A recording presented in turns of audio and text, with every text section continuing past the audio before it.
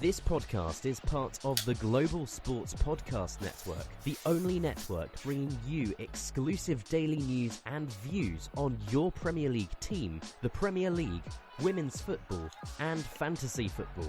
A unique listening experience that puts fans first, bringing you the very latest breaking news from your team. Subscribe wherever you get your podcasts and make us your first listen every day. The Global Sports Podcast Network. Every club, every day. Every club, every day. The Global Sports Podcast Network. You know that sound by now. We are back. It's the Daily English Premier League show. I'm Marcus Rantoul and I'm joined by Louie. Hello, good to be here. It feels like a Friday forecast again, doesn't it? But it's it's a Tuesday, so.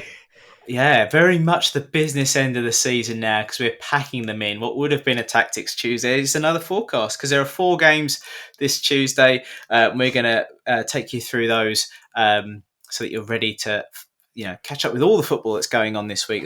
Games are coming thick and fast. It's match day 27 of 38. Not that it matters, Louis, because the league's over, right? Yes, it absolutely is. And to be fair, I have not been saying that at all this season, but now I truly feel like Liverpool have won the league. I mean, obviously, still 11 games to go for Liverpool, 12 games to go for most teams in the Premier League. So there's still chance for a little bit of a slip-up. Let's hope it's not a Steven Gerrard slip-up, because I don't think we're over that day, 11 years later. It haunts me. We're in a healthy position. And it's Arsenal, it's not Manchester City of the recent years. So that's why I feel confident. And it's a good time to be a Liverpool fan, full stop at the moment. Yeah, 100%. So, I think that is done. I think business at the other end of the table is pretty much wrapped up as well. But we'll have a look at that later on today. Let's have a look at what is actually, I think the interesting part now of the league is how tightly packed the competition is for European places, apart from obviously the champions. So first game on Tuesday, Brighton, 9th place in the Premier League. They will host Bournemouth at the Amex. After their 7-0 drubbing at Forest, Brighton have turned it around. They've really kicked on. Yeah, that 7-0 at Nottingham Forest as well was absolutely insane. But yeah, 3 wins on the trot now for Brighton. 4-0 against Southampton, 3-0 against Chelsea, and 2-1 against Chelsea. So it's a good time, I suppose, to be a Brighton fan. And what's absolutely amazing, Brighton are down in 9th, but they're still only 4 points off the top 4. That's how tight this Premier League season is. It's been a weird season, and a nice South Coast derby. Bournemouth have beaten Brighton 9 times out of the 19 times they've played against each other in the Premier League. But the last time they played this season, Brighton went to Bournemouth, got a 2-1 win, and they come to this Bournemouth match on good form as well. Bournemouth have had a bit of a mixed bag recently. They lost in that surprise against Wolves away from home. Very unlucky, albeit with that Ilian Zabani red card. I still don't think that was a red. But it's an interesting one because it's really unpredictable. All of these, this season has been so unpredictable. Other than Liverpool, every team has had moments in this season where you think, oh, they can definitely lose this game against any of these opponents. So, yeah, it will be an interesting South Coast derby coming up tonight at 7:30. Yes, and if Brighton win, they'll be level on points with Bournemouth. Yeah, that is absolutely ridiculous. Obviously, I say shocked with this league. We know what this league is like. To see Bournemouth drop points at home against Wolves. Cunha, again, we'll talk about him later on, how vital he is for Wolves' future as well as this season. Interestingly, and maybe this has been going on for a while, I only heard this at the weekend, that Iraola's kind of been linked to succeeding Ancelotti at Real. So that is something. He seems like a bit more of a Barcelona manager just because he has that sort of aura about him where he's quite it's like tactics or class, and I think he's quite. It's weird because you look at Barcelona, you think, "Wow, that's a tactical team," passing tiki taka, and that seems a bit more Areola for me. And Real Madrid just seems like class with individuals, sort of thing. Iraola has done so well with a team that let's face it, they're not as rich as the other teams that they're head and yeah, shoulders better than this season. Um, like Spurs, like Manchester United, Bournemouth have shot up, and just imagine this: Bournemouth in the Champions League next season, and it's very, very possible. Can you imagine PSG going to the Vitality? I mean that'd That's be quite amazing. something. It'd be That would really be quite.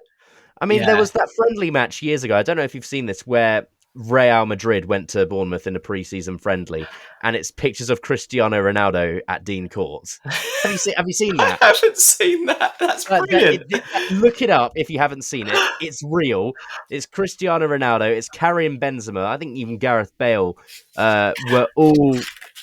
This was years ago. This was when Bournemouth were still in League One, and Wow. they turned up at the Vitality, and I can't remember what the score was. I can't remember who scored, but all I remember is Cristiano Ronaldo walking out in Dean Court in front of like 10,000 people, and I still don't know why that match happened. By the way, I'm sure it probably happened to prove that he could do it on a rainy Tuesday night.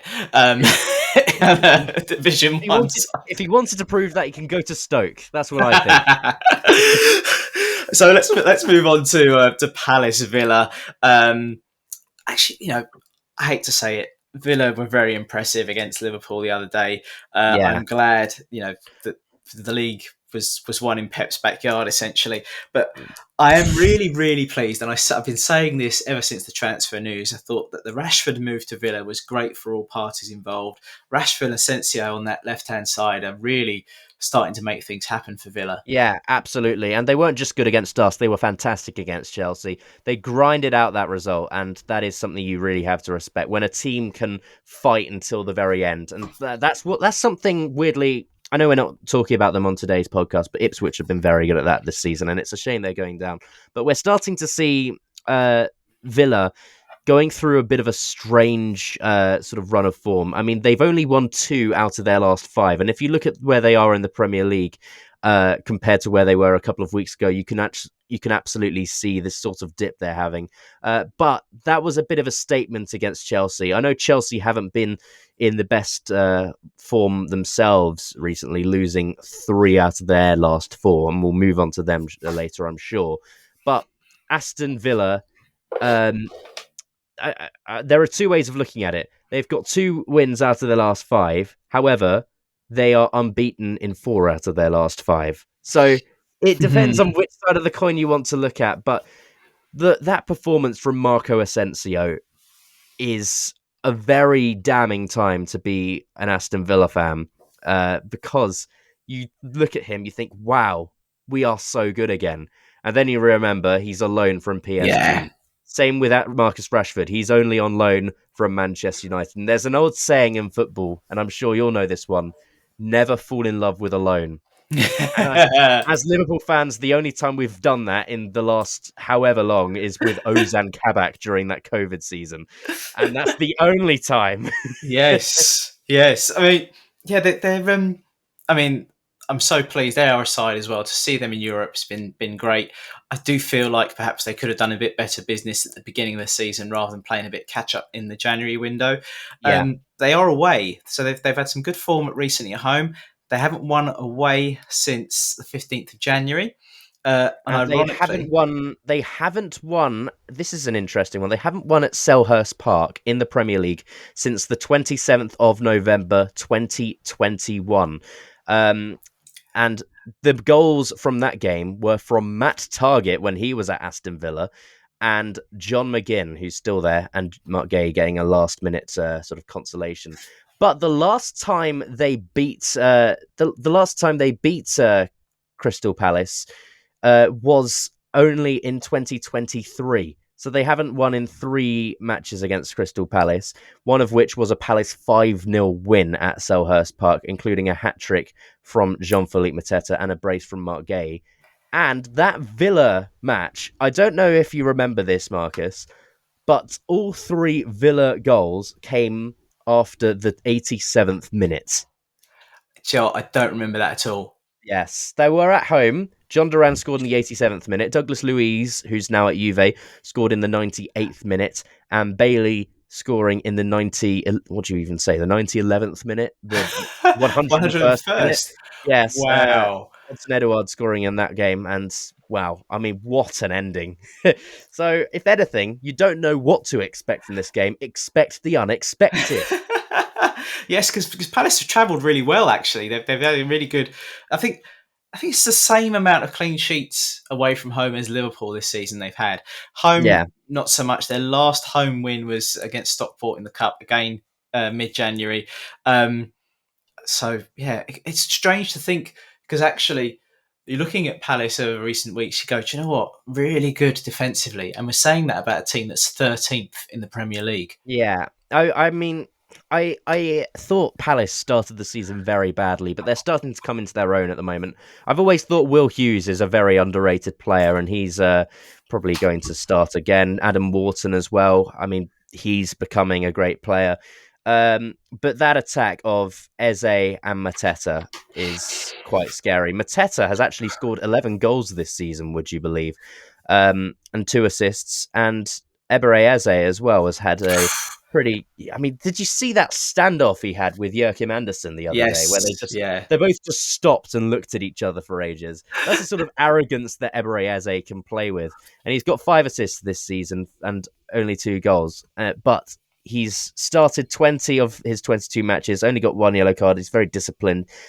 I just think we're still yet to see the best of Ebere Eze. He's only 100%. 26. Yeah. And I'd be interested to see if he stays at Palace this summer as well. Yeah, he's a joy to watch. And yeah, one to look out for in that game, Palace hosting Aston Villa. Let's hear from our sponsors, Bioniq, before we check out the other 2 games today. Your body is unique. And Global Sports Podcast Network has partnered with Bioniq, the world's most personalised supplements. Bioniq provide 100% tailor-made supplements designed to deliver precisely what your body needs at exactly the right levels to optimise your health. No guessing. So click the link in the show notes. Use the code GSPN2025 for 40% off your first month's subscription. Bioniq. Don't settle for off-the-shelf solutions made for just anybody. Get what's right for you right now. Your body is unique. All right, it's so unique. We had to say it twice. So over to Molyneux. Wolves 17th in the league, but safe to say they're safe. I think. Well, I'd say so. I mean, I don't know where they would be without Mateus Cunha. Oh my word! Gosh, I understand their fullbacks have been fantastic. Let's not forget that. You know, Ait Nouri has been a revelation this season for Wolves. Nelson Semedo more recently has been brilliant. I thought he had a terrific match the other day against Bournemouth. He's just up and down that right hand side. Bellegarde as well helping him out, and it's been scary because Cunha on paper has been playing on the left wing, but he has been absolutely everywhere. For Wolves. He helps out. He just drifts across the front line, and he's been given so much freedom by Vitor Pereira. And I think this is perfect for him. If you're Matthias Cunha, what do you even say your position is?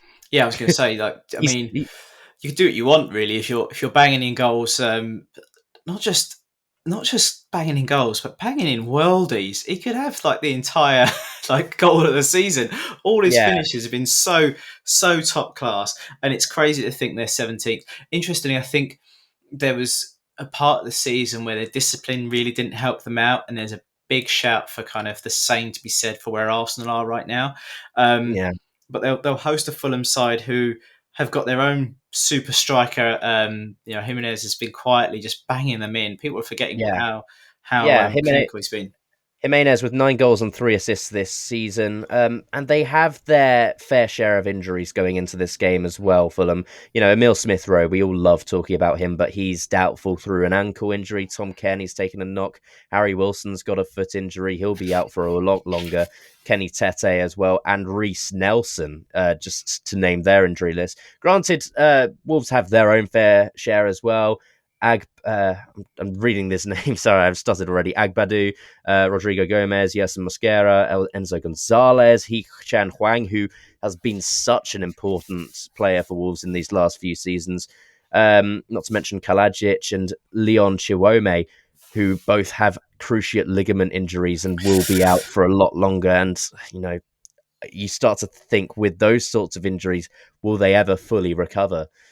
So might be a big summer coming up for Fulham. But looking at this, for Wolves, but looking at this Fulham side, they play very confident football because they play that formation which has become so. This season alone has become such a staple in big teams. Yeah. Liverpool play with that 4-2-3-1 formation, as do Barcelona, as do Arsenal. And we're starting to see it a little bit from Manchester City now. And I'm looking at some of these players and I just think, God, there aren't many teams that they don't get into. I mean, we talk about Bernd Leno. When was the last time Bernd Leno didn't start a match? I don't have the number ready, but he has started what feels like every single match for the last 3 years for Fulham. Anthony Robinson as well. I just talked about Ryan Aït-Nouri for Wolves, but Anthony Robinson this season. I mean, it's been the season of left backs for the mid-table teams, really. Because if you think about it, Aït-Nouri at Wolves, Milos Kerkez at Bournemouth, Anthony Robinson at Fulham, and Lewis Hall, who I think has been the best of the lot at Newcastle. We didn't really see this coming from any of these players. But no, I don't know. If and you ask ironically, fans about Anthony Robinson, you might get a different answer. Yeah, and if you think about who's been arguably one of the best left backs in the Premier League for many years, Robertson's still fantastic, but has struggled at times this season. But yeah, you're starting to see the emergence of back now, though. Yes, definitely, and just the right time as well for all of the Liverpool fans. The other game that's coming up is Chelsea-Southampton. Before we have a look at that, let us listen to what's going on with Zencastr. Here at the Global Sports Podcast Network, we spent a lot of time selecting our delivery platform. Zencastr came out as the clear winner. With 4K video recording from your phone, AI editing that automatically removes all those ums and ahs, it's super easy to start a podcast that sounds great and is delivered efficiently. If you're ready to tell your story, check out the link in the description to learn more about Zencastr. And yes, the slightly later kickoff, 8:15 today at the Bridge. Chelsea will be thankful, I think, to be hosting the whipping boys of the Premier League. Southampton, they're not actually mathematically down yet, are they? But they're very much down. I mean, they might as well be. This has been a season to forget for Southampton fans. It's good for them to be back in the league. But think about it this way, Saints fans. You're going to get Portsmouth next season. That will be one for the age. When was the last time Southampton and Portsmouth played each other? It's been a while. Portsmouth have been in League One for a few years, and the season they get promoted to play against their rivals, Southampton get promoted. Every cloud. Yes, but Portsmouth, who started the season very low in the Championship, I know this is a Premier League podcast, but starting to move away from that relegation zone. Southampton, we know, are probably going down. Cool.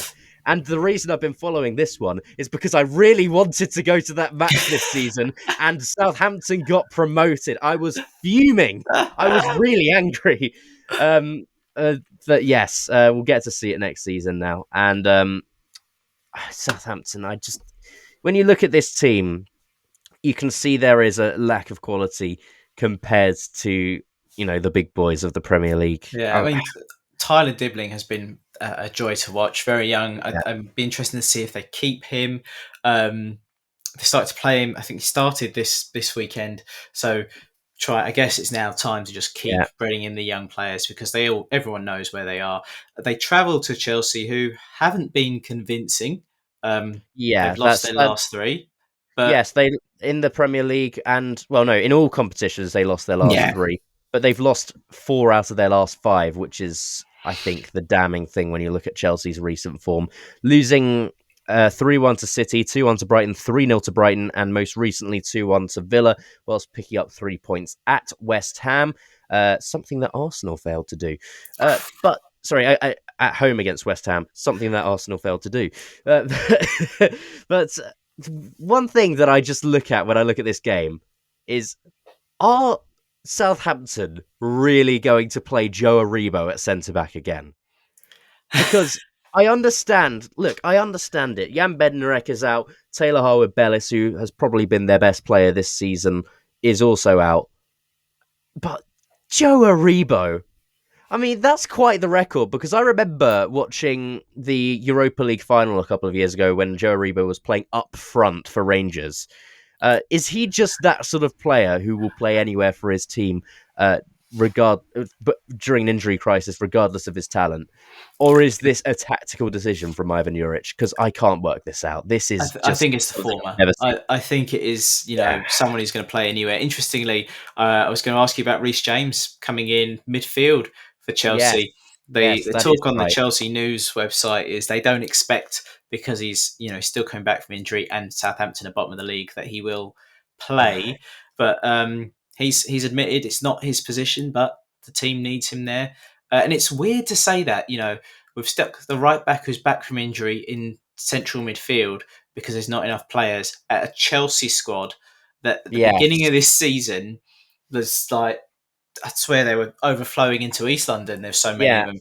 Well, what I think they should have done is they should have left Dewsbury Hall on the bench, moved Enzo back, moved Palmer into midfield, and have Neto out on the right-hand side. I don't know who they play up front because Nicholas Jackson is still out, but, someone like David Washington maybe. I think this is the sort of match where you could play someone like that against a weakened Southampton side. Granted, they do play 5 at the back, Southampton, but, we see Walker-Peters almost drifting into midfield when Southampton are in possession.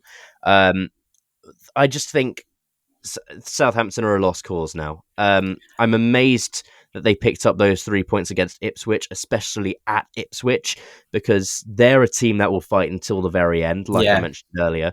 But other than that, losing 4 out of their last 5 as well. But mind you, Chelsea have also scored 5 goals in their last 5 matches. That's 1 goal a match. So are they guaranteed a goal? We'll see. But they also haven't kept a clean sheet in 7. So that doesn't surprise me. They've had many issues, and I don't think it's funny that the Leicester, the Project Reset Leicester fans are saying it's a team without identity, and has been for a while. You're kind of looking at the structure of what is the starting 11, what is the formation. I know there are injuries and players out on loan, etc. I'm not really a fan of Cole Palmer playing so high.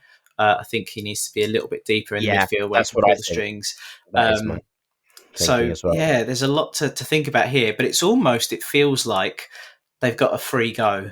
I think they can start however they want against Southampton and probably still score. And if it's not working out, they can change things, and they should pick up 3 points from this. I think Merson was saying, Paul Merson was saying that he reckons Maresca could be out in 2 weeks' time if things don't change. No. I don't buy into that, but if you don't pick up 3 not. points at home against this Southampton side, then maybe it's time to start ringing some alarm bells. Chelsea are 1 point off the Champions League spot, for goodness sakes. I mean, come on. Take everything Paul Merson says with a massive grain of salt. Let's just say that. My issue with Chelsea is their 2 best goalkeepers are out on loan at the moment. Kepa at Bournemouth, and what's his name? The George Petrovic on loan at Strasbourg. So when they come back from their loan, I don't know what the situation is with the loan conditions, whether certain amount of games means they are entitled to sign them, so on and so forth, where anything was agreed before. But Jurgensen didn't really cover himself with glory in his that second goal. outing. That second goal that went through his legs, I think. So Slightly under his arm, I think, as he was getting his body behind it, but not quick enough. And I think it went through. Yeah, that's it. Yeah. Jurgensen, he's a young goalkeeper. Yeah. And he did make a load of saves when he was in Villarreal last season, playing 44 matches that year as well. During his time at Villarreal, and making. I think I read that he may have even made the more saves than any other La Liga goalkeeper last season. I could be wrong. We may need to fact check that, but I have read that somewhere. And that sort of justified their signing. He's still only 22 years old, and he only played 5 matches in the Premier League without getting a single clean sheet, conceding 9. So it's not looking too good for him at the moment. Great chance this game. I feel like if you're going to get a clean sheet, this is the one, right? Yes, both teams have kept no clean sheets in their last 7, but I think Chelsea come into this game with the harder run of fixtures of recent times against City, West Ham, Brighton, and Villa in their last 5. Southampton playing Ipswich and Burnley in 2 of their last 5, where they maybe could have, especially since they play 5 at the back. Yeah. A lot more defensive than Chelsea, but still leaking in a goal constantly. Yes, yeah. So, good few games. Obviously, there is going to be some more. Match week 27 continues with 1, 2, 3, 4, 5, maybe even 6 games. I can't see because my page is disappearing. My old school printed page.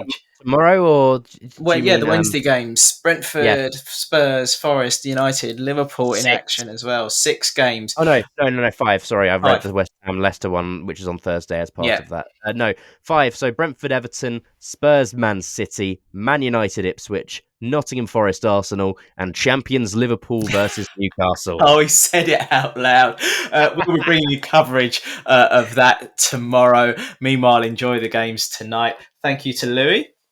Thank you very much for having me, Marcus. And let's hope that we find each other in the company of Friday forecast and, in this case, Tuesday forecast very soon.